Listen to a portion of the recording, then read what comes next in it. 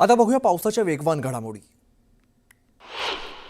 नांदेडमध्ये गोदावरी नदीला पूरस्थिती अजूनही कायम आहे। गोदावरीत मोठ्या प्रमाणात विसर्ग सुरू आहे, त्यामुळे नदीकाठच्या परिसरात पाणी साचलंय।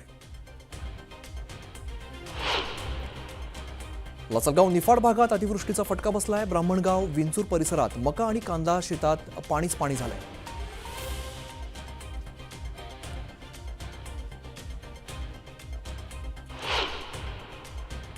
बीडमधील माजलगाव धरण पूर्ण क्षमतेने भरले। धरणातून मोठ्या प्रमाणात पाण्याचा विसर्ग केला जातो, त्यामुळे सिंदफणा नदी दुथडी भरून वाहू लागली आहे। गोदावरी नदीला महापूर आल्यामुळे बीडच्या गेवराई तालुक्यातील गुळज गावामध्ये पाणी शिरलंय। अनेक घरांचं नुकसान झालंय, संसार उपयोगी साहित्यही भिजलंय। पुराने वेढा दिलेल्या बीडच्या आगार नांदूर गावातील 150 कुटुंबांना स्थलांतरित करण्यात आलंय। जायकवाडी कॅम्पमध्ये सर्वांची व्यवस्था करण्यात आलेली आहे। नागरिकांच्या डोळ्यात अश्रूंचा पूर दिसतोय।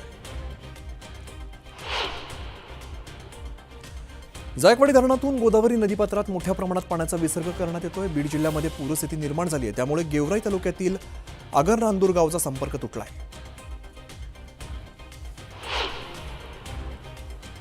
गोदावरीच्या महापुरामुळे बीडच्या राक्षस भुवन या ठिकाणी शनी मंदिर पाण्याखाली गेले, तर दुसरीकडे पांचाळेश्वर या ठिकाणी सुद्धा मंदिर पाण्याखाली गेले। गोदावरी नदीपात्रात 3 लाख क्युसेक पाणी सोडण्यात आल्यामुळे पूरस्थिती निर्माण झाली आहे।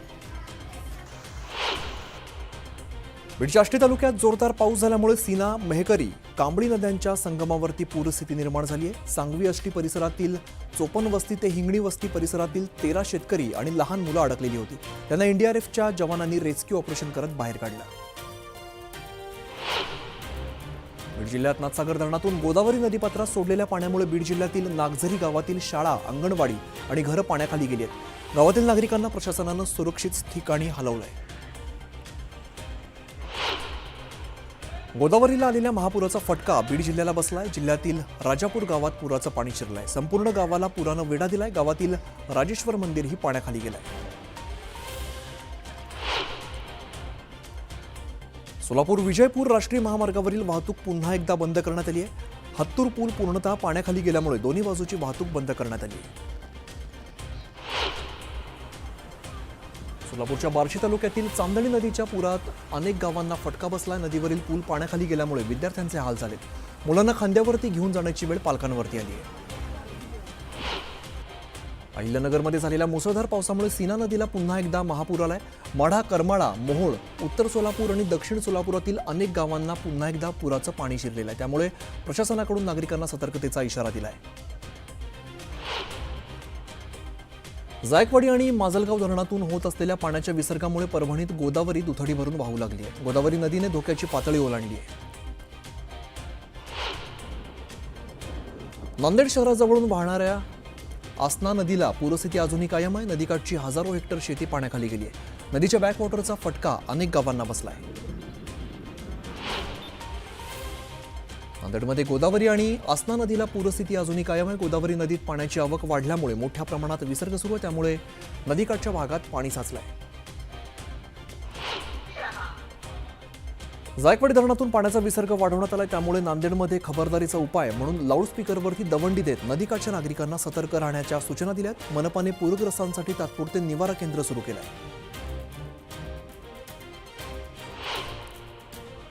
जालना जिल्ह्यातील गोदाकाठच्या 38 गावांमधून 10,000 नागरिकांचं स्थलांतर करण्यात आलंय। जायकवाडी धरण 100% भरल्यामुळे धरणातून 3 लाख क्युसेकपेक्षा जास्त पाणी सोडण्यात आलंय, त्यामुळे गोदावरी नदीला पूर आला असून गोदाकाठच्या नागरिकांना सतर्क राहण्याचं आवाहन करण्यात आलंय।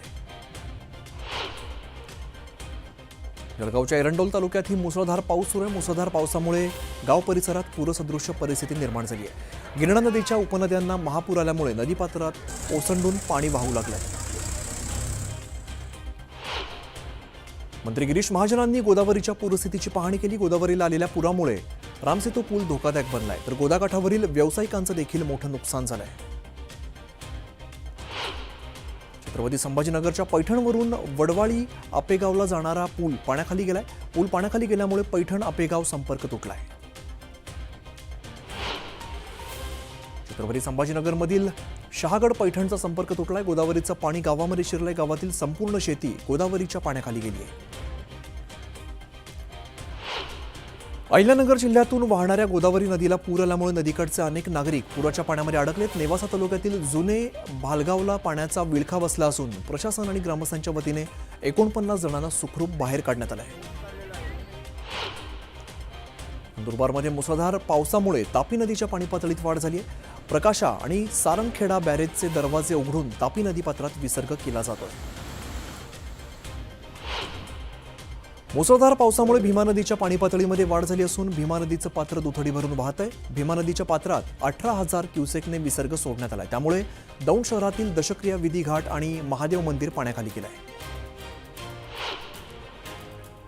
हिंगोलीच्या सिद्धेश्वर धरणाचे 14 दरवाजे उघडण्यात आले। धरणातून 53,000 क्युसेक पाण्याचा विसर्ग पूर्ण नदीपात्रात सुरू आहे। त्यामुळे पूर्ण नदीपात्रातील पाणी पातळीत मोठी वाढ झाली आहे। धाराशिवच्या सीना कोळेगाव धरणातून 1 लाख क्युसेकने सीना नदीत पाण्याचा विसर्ग सुरू करण्यात आला। दरम्यान गेल्या 38 दिवसात 48 टीएमसी पाणी वाहून गेलंय। सध्याची पूरस्थिती पाहता नदीकाठच्या लोकांना सतर्क राहण्याच्या सूचना दिल्या। धाराशिव जिल्ह्यातील नळदुर्ग किल्ल्यावरचा नरमादी धबधबा ओसंडून वाहू लागलाय। धबधब्याने अकराळ विक्राळ रूप धारण केलाय। जायकवाडी धरणातून मोठ्या प्रमाणात विसर्ग सुरू करण्यात आला असून जायकवाडी धरणाचे दरवाजे 12 फुटाने उघडण्यात आले। विसर्ग वाढवण्यामुळे पैठण शहरात पाणी शिरलंय। पश्चिम घाटासह कोयना धरण क्षेत्रात कोसळलेल्या जोरदार पावसामुळे कोयना धरणाचे टप्प्याटप्प्याने 3 फुटांनी दरवाजे उघडण्यात आलेले दरवाजे पाऊस ओसरू लागल्यानंतर पुन्हा बंद करण्यात येत आहेत। कोयना धरणाचे दरवाजे 3 फुटांवरून 2 फुटांवरती आणण्यात आले। मुंबईकरांना पाणीपुरवठा करणारे 7ही तलाव तुडुंब भरून वाहू लागल्यामुळे वर्षभराच्या पाण्याची चिंता मिटली आहे। 7ही तलावात 99.46% जलसाठा कायम आहे। मुंबईला रोज होणारा पाणीपुरवठा पाहता हे वर्षभर पाणी पुरेल, यामुळे यावर्षी पाणी कपातीचं संकट दूर होणार आहे। शहापूरमध्ये मुसळधार पाऊस पडत असून भातसा धरणाचे 5 दरवाजे उघडण्यात आले। शहापूर तालुक्यासह मुरबाड, किन्हवली, डोलखाम या सगळ्या गावात 150 पेक्षा जास्त गावांचा संपर्क तुटला आहे। परभणीतील पीक नुकसानाची दाहकता समोर आली आहे। सोयाबीन, मूग, उडीद, कापूस यासारखी सगळी पिकं पूर्णपणे नष्ट झाली आहेत। मनमाड, मालेगावसह चांदवड भागात पावसानं उसंत घेतली असली तरी पावसाने पिकाचं नुकसान मोठ्या प्रमाणात झाले। अतिवृष्टीमुळे होत्याचं नव्हतं झाल्यामुळे शेतकरी हतबल झाला आहे। अतिवृष्टीमुळे नागपूर जिल्ह्यातील काही भागात संत्र, मोसंबी आणि खरीप पिकांचं नुकसान झालंय। महसूल मंत्री चंद्रशेखर बावनकुळे यांनी अतिवृष्टीमुळे झालेल्या भागातील नुकसानाची पाहणी केली।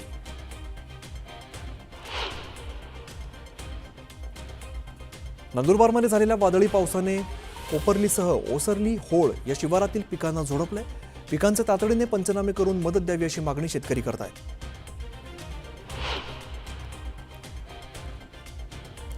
अहिल्यानगरमध्ये पावसाने जनावरं, राहती घरं आणि शेती पिकाचं प्रचंड नुकसान झालंय। पावसाने उघडीप दिली असली तरी सुद्धा करंजी आणि शेगावच्या काही भागात अजून सुद्धा पिकं पाण्याखाली आहेत। अकोल्यात ही अतिवृष्टीने हाहाकार माजवलाय। बार्शी टाकळी तालुका दुष्काळाच्या नुकसानीतून वगळण्यात आल्यामुळे शेतकरी संतप्त झाले।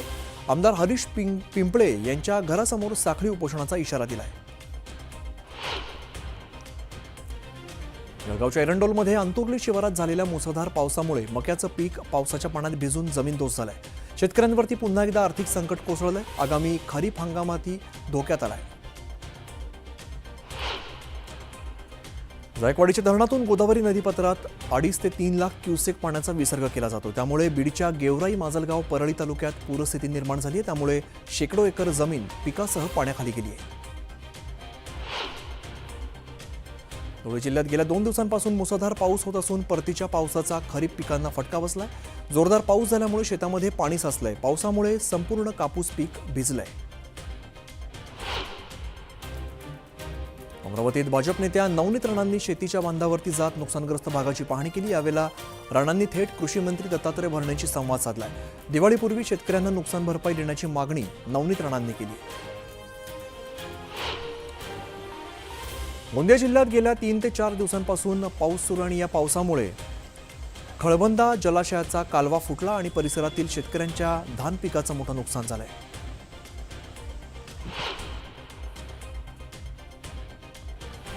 बुलढाणा जिल्ह्याच्या सिंदखेड राजा तालुक्यात 2 वेळा झालेल्या ढगफुटी पावसानंतर आता पुन्हा या भागात अतिवृष्टी झाली आहे. त्यामुळे शेतकऱ्यांचं कापूस, सोयाबीन आणि इतर पिकं पूर्णपणे उद्ध्वस्त झाली आहेत.